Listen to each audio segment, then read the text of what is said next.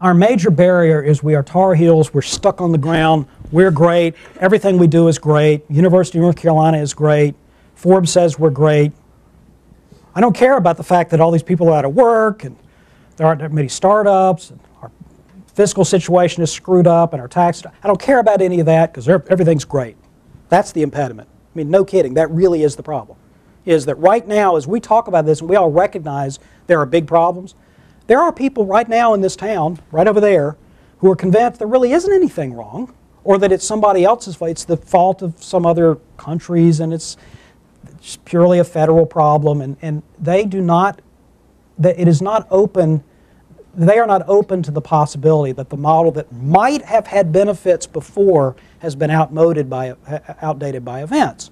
For example, again, in my view, if you go from 48th in education to average in education, there probably was some economic benefit from that. Most of that happened in the 80s and early 90s.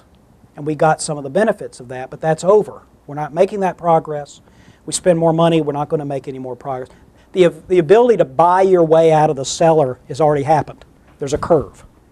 And going further than that is not about spending more money, but they are convinced that because spending more money might have worked in the 1930s or 40s or 50s, that spending more money will work today. Similarly, our tax system is not radically different than it was in the mid-90s, right?